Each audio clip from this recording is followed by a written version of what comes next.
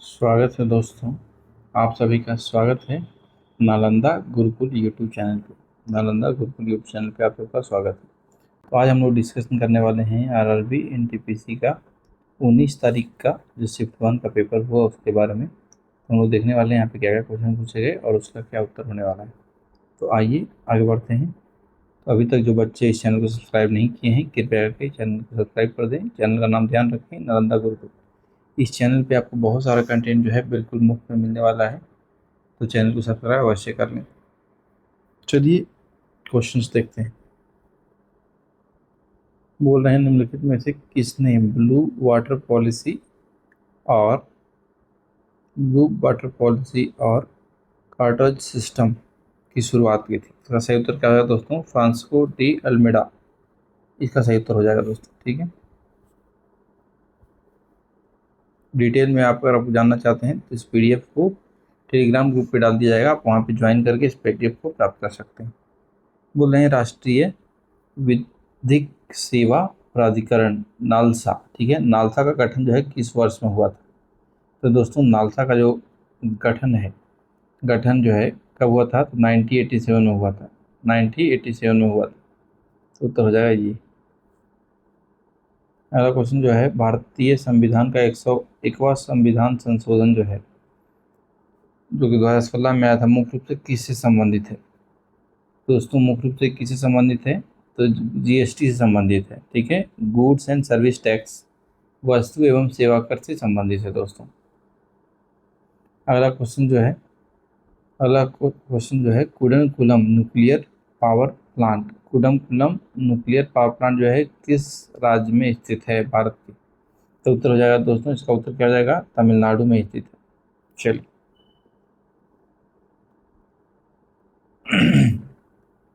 अगला क्वेश्चन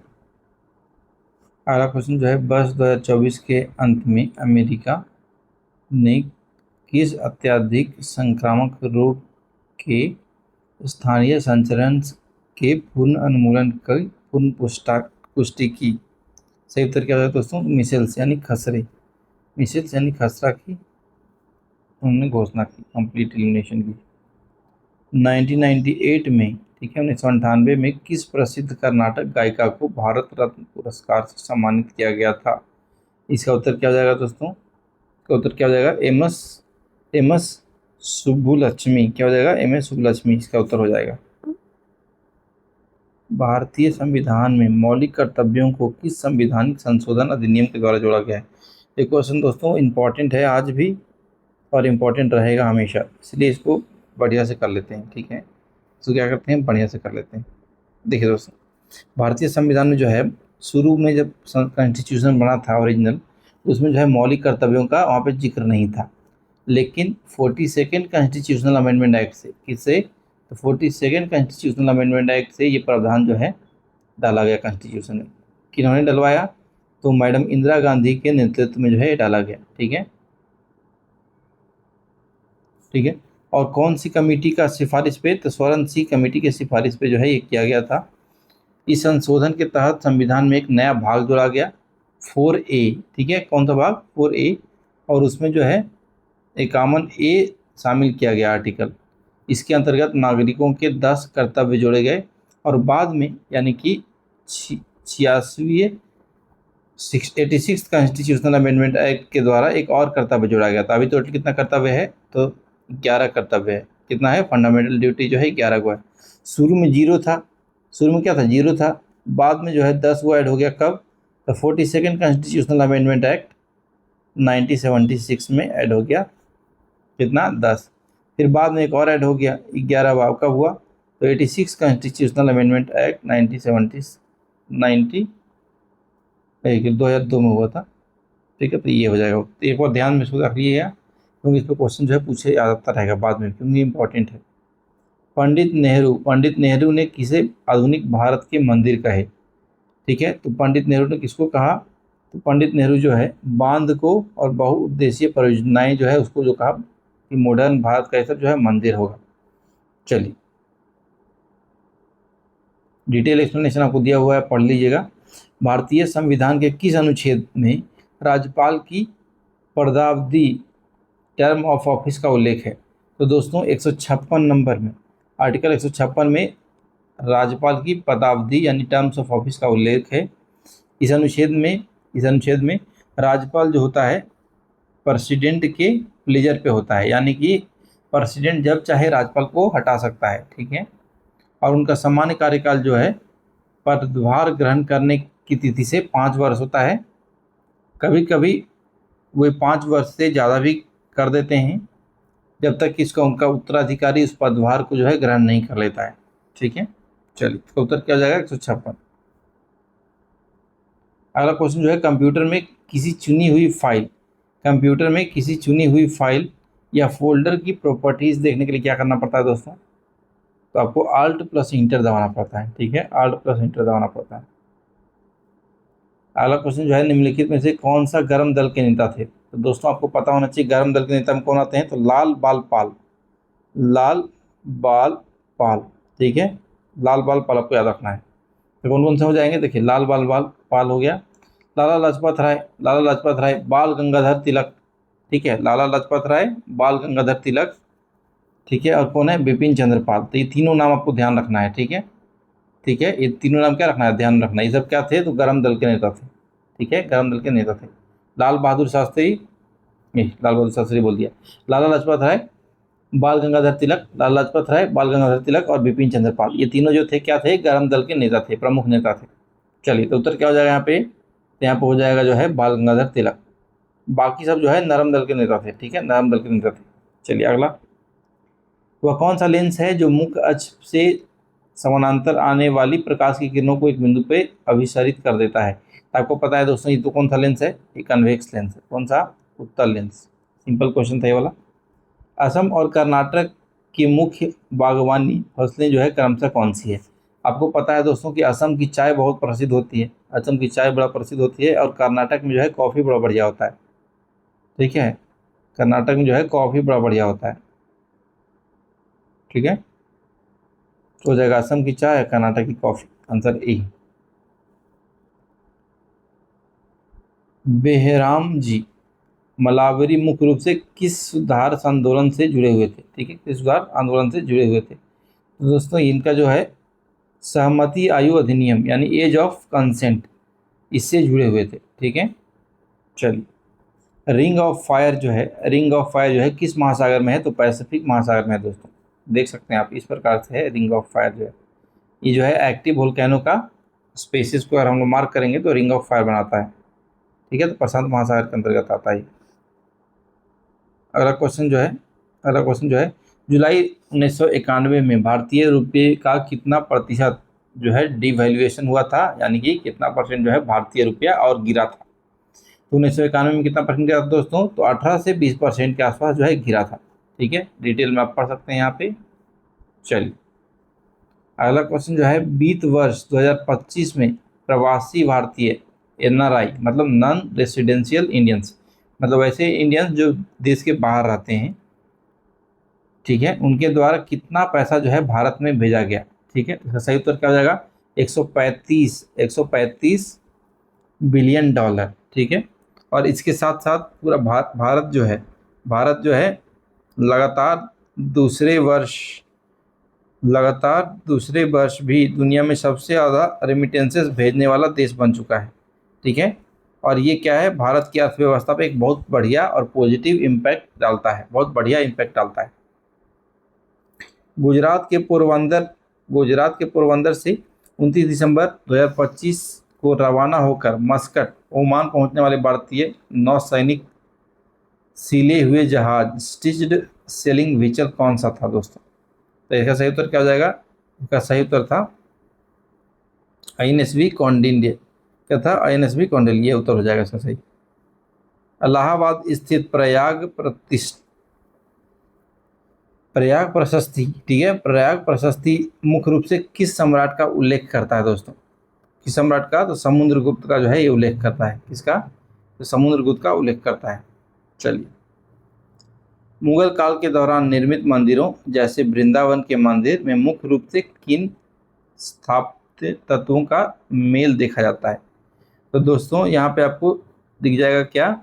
तो शिखर जैसा दिख जाएगा, शिखर, और नुकीले मेहराब, नुकीले आपको मेहराब देखने को मिल जाएगा। अगला जो है, भारत संविधान के अनुच्छेद 282 के तहत, 82 के तहत केंद्र या राज्य सरकारों को क्या अधिकार होता है? ठीक है, तो आपको पता है कि केंद्र सरकार को अधिकार होता है डिस्क्रिशनरी ग्रांट्स देने के लिए, पब्लिक फंड, पब्लिक पर्पस के लिए डिस्क्रिशनरी ग्रांट दे सकते हैं केंद्र सरकार किसी भी स्टेट को। बांस यानी बैम्बू किस प्रकार की जड़ें और पत्तियों में किस प्रकार का सीरा विन्यास पाया जाता है दोस्तों? इसका सही उत्तर क्या हो जाएगा? इसका सही उत्तर हो जाएगा, उनका जो रूट होता है वो फाइबरस होता है यानी रेशेदार होता है, और समानांतर सीधा विन्यास होता है दोस्तों। तो ये हो जाएगा बी। 24, ठीक है, सेनकाकू द्वीप, जहां चीन के तटरक्षक अक्सर गश्त करते हैं, वर्तमान में किस देश द्वारा प्रशासित किया जाता है? इसका उत्तर हो जाएगा जापान के द्वारा प्रशासित किया जाता है। भारतीय संविधान की प्रस्तावना में वर्णित संप्रभु यानी कि सॉवरेन का क्या मतलब है? सॉवरेन का क्या मतलब है दोस्तों? ये बड़ा ही इजी क्वेश्चन है, ये क्वेश्चन आप लोगों को बनाना चाहिए अगर आपने कभी भी पॉलिटी पढ़ा है तो देखिए सॉवरेन का क्या मतलब है।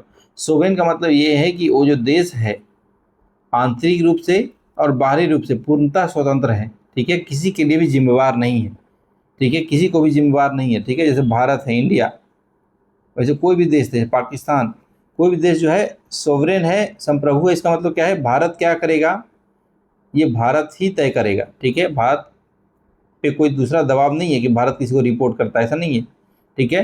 तो आंतरिक और बाहरी रूप से पूर्ण स्वतंत्रता है कि भारत क्या करेगा, ठीक है, कोई और जो है अमेरिका भारत को नहीं बोल सकता है कि तुम ये करो या वो करो, इसी बोलते हैं संप्रभु।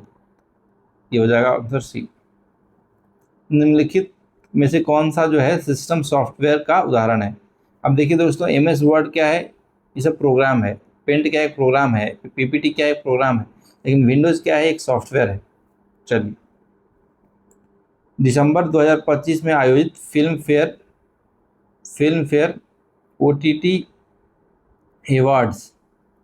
अवार्ड्स में बेस्ट एक्टर सीरीज पुरुष कॉमेडी पुरस्कार किन दो लोगों को दिया गया है, या किन दोनों लोगों ने जीता है? इसका सही उत्तर क्या हो जाएगा? इसका सही उत्तर हो जाएगा वरुण सोबती एंड स्पर्श श्रीवास्तवा, ठीक है, ये इसका सही उत्तर हो जाएगा दोस्तों, ए। अगला क्वेश्चन जो है, निम्नलिखित में से कौन सा उत्कृष्ट गैस नहीं है, मतलब नोबल गैस नहीं है? नोबल गैस कौन होते हैं? वैसे गैस जो रिएक्शन नहीं करते हैं। तो देखिए, ये नोबल गैस है, ये नोबल गैस है, ये नोबल गैस है, लेकिन ऑक्सीजन क्या है? अभिक्रिया करता है, नोबल गैस नहीं है। उत्तर क्या हो जाएगा? ऑक्सीजन। अगला क्वेश्चन जो है, प्रधानमंत्री सूर्य घर योजना को बढ़ावा देने के लिए हाल ही में किस बैंक ने भारत को ऋण दिया है? इसका सही उत्तर हो जाएगा क्या? सही उत्तर हो जाएगा, क्या हो जाएगा दोस्तों सही उत्तर इसका? तो एशियन डेवलपमेंट बैंक ने भारत को जो है लोन दिया है। कितने का लोन दिया है? तो $670 मिलियन का जो है लोन दिया है। गौतम बुद्ध की शिक्षाएं और उपदेश मुख्य रूप से किस बौद्ध ग्रंथ में? दोस्तों ये भी क्वेश्चन इंपॉर्टेंट है, कभी भी रिपीट हो सकता है, ठीक है। तो हम लोग जानते हैं कि गौतम बुद्ध जो हैं बुद्धिस्ट फिलॉसफी या बुद्धिस्ट रिलीजन के प्रतीक माने जाते हैं, ठीक है। यहाँ पे 3 पिटक होते हैं। क्या होते हैं? 3 पिटक होते हैं। एक होता है सूत पिटक, एक होता है विनय पिटक, एक होता है अभिलंब पिटक, ठीक है। सूत पिटक, विनय पिटक, अभिलंब पिटक, ठीक है। तो सूत पिटक जो है दोस्तों, सूत पिटक में क्या आपको देखने को मिलेगा? जो उपदेश हैं, ठीक है, सूत पिटक में जो ज्ञान दिया है, गौतम बुद्ध ने, वो सब है, ठीक है, यहाँ पे, ठीक है। सूत पिटक में वो है। विनय पिटक में क्या है दोस्तों? तो विनय पिटक में जो है कि साधु संघ में रहने के लिए वहाँ पे क्या नियम है, ठीक है, क्या नियम है वो विनय पिटक में आपको दिया जाएगा, ठीक है। तो क्या साधु को करना चाहिए, क्या साधु को नहीं करना चाहिए, वो सब नियम कहाँ पे आपको मिलेगा? तो विनय पिटक में मिलेगा। और अभिधम्म पिटक में क्या मिलेगा? अभिधम्म पिटक में क्या मिलेगा? तो यहाँ पे आपको दार्शनिक और मनोवैज्ञानिक विश्लेषण मिलेगा, ठीक है। चलिए, और जातक कथाएं क्या होता है दोस्तों? तो बुद्ध के पिछले जन्मों की कहानियां हैं, उसको बोलते हैं जातक कथाएं। तो अभी क्या बोल रहे हैं? जो बुद्ध की शिक्षाएं हैं और उपदेश जो है मुख्य रूप से कहाँ मिलेगा? तो आपको मिलेगा सूत पिटक में। ट्रांस हिमालय की पर्वतीय श्रेणी जो है सही समूह कौन सा है? इसका उत्तर हो जाएगा कौन सा दोस्तों? तो काराकोरम, लद्दाख, जस्कर और कैलाश, ये हो जाएगा दोस्तों इसका सही उत्तर। ये आपको पता होना चाहिए, NCERT 11th क्लास, ठीक है, NCERT 11th क्लास में साफ साफ लिखा हुआ है। चलिए, भारत की सबसे पहली स्वदेशी कार टी सेल थेरेपी का नाम है जिसने आईआईटी बॉम्बे और टाटा मेमोरियल अस्पताल ने विकसित किया है। इसका उत्तर क्या हो जाएगा दोस्तों? इसका उत्तर क्या हो जाएगा? इसका उत्तर हो जाएगा नेक्सकार 19। क्या हो जाएगा? नेक्सकार 19 जो है ये आईआईटी बॉम्बे और टाटा मेमोरियल हॉस्पिटल जो है के सहयोग से बनाया गया है। ठीक है, ये मुख्य रूप से बी सेल कैंसर यानी ल्यूकेमिया एंड लिफोमा के उपचार के लिए अत्यंत अफोर्डेबल या फिर सस्ता यहाँ पे थेरेपी मिल सकता है। अगला क्वेश्चन जो है, सीपीयू आउटपुट डिवाइस जैसे प्रिंटर मॉनिटर के साथ संचारण के लिए उन्हें नियंत्रित करने के लिए मुख्य रूप से किसका प्रयोग करता है? तो आंसर हो जाएगा डिवाइस ड्राइवर, ए। अगला क्वेश्चन जो है दोस्तों, ये साइंस का है। 1 किलोग्राम वस्तु है। क्या है वस्तु? 1 किलोग्राम वस्तु है। ठीक है, एक निश्चित ऊंचाई से जो है स्थिर अवस्था में, मतलब यू जो है उसका 0 था, शुरू में क्या था? 0 था, नीचे गिराया जाता है। अब बोल रहा है कि टी इजिकल टू 3 सेकेंड। ठीक है, मान लीजिए क्या होगा? नीचे गिरता रहेगा। टी इजिकल टू 3 सेकेंड पे मान लीजिए कि यहाँ पे है और टी इजिकल टू 4 सेकेंड पे क्या हो जाएगा? जैसे समय बढ़ गया तो क्या हो जाएगा? गेंद जो है और नीचे आ जाएगा। पहले गेंद यहाँ पे था, अभी गेंद क्या आ जाएगा? यहाँ पे 4 सेकेंड में। ठीक है, अभी क्या बोल रहे हैं? गतिज ऊर्जा का कितना परिवर्तन होगा? तो आपको गतिज ऊर्जा कैसे निकालते हैं भाई? गतिज ऊर्जा का फॉर्मूला क्या होता है? तो half M V square, half M V square. ठीक है, हाफ एम वी स्क्वायर। आपको गति निकालना है, तो यहाँ पे क्या गति होगा वो निकालना है पहला, तो फिर यहाँ पे क्या गति होगा वो निकालना है। सिंपल क्वेश्चन है। आपको क्या पता है? V equal to U plus A T होता है दोस्तों। क्या होता है? V equal to U plus A T. और यहाँ पे गेंद जो है नीचे गिर रहा है, मतलब यहाँ पे ए हो जाएगा, क्या हो जाएगा? जी हो जाएगा, मतलब प्लस जी हो जाएगा चुपचाप। ठीक है, तो वी इजिकल टू, और यू क्या है? 0 दे दिया है, तो 0 प्लस जी टी हो जाएगा आपको दोस्तों। अब टी इजिकल टू 3 सेकंड रखिएगा तो क्या हो जाएगा? जी का मान चुपचाप 10 मान लीजिए, दिया हुआ अभी 10 है। ठीक है, टी इजिकल टू जब 3 सेकंड रखिएगा तो भी का मान क्या आ जाएगा? तो भी का मान आ जाएगा आपको 10 गुना 3 यानी कि 30 मीटर प्रति सेकंड हो जाएगा, मीटर प्रति सेकंड हो जाएगा। ठीक है, वैसे ही टी का मान अगर हम लोग रख लेते हैं क्या? 4 सेकंड, तो क्या हो जाएगा? यहाँ पे 40 आ जाएगा, 10 गुना 4 हो जाएगा, 40 मीटर प्रति सेकंड हो गया। ठीक है, अभी क्या करना है? दोनों के गतिज ऊर्जा में अंतर निकालना है। तो kinetic energy 2 minus kinetic energy 1 हो जाएगा आपका। पहला क्या है? हाफ 1 kg का है। ठीक है, आपका 40 हो गया, 40 का स्क्वायर, फिर हो जाएगा इधर हाफ 1 kg का है और 30 का स्क्वायर। ठीक है, ये हो गया। तो हाफ तो कॉमन ही ले लीजिए, आपका आ जाएगा 40 का स्क्वायर माइनस 30 का स्क्वायर, तो ए स्क्वायर माइनस बी स्क्वायर लगा दीजिए, हो जाता है क्या? ए प्लस बी मतलब 70, ए माइनस बी मतलब 10, तो 35 हो गया यहाँ पे, तो हो गया 310, 350 जूल, 350 जूल। आंसर कहाँ हो जाएगा दोस्तों? तो आंसर हो जाएगा ए। क्या हो जाएगा आंसर? ए।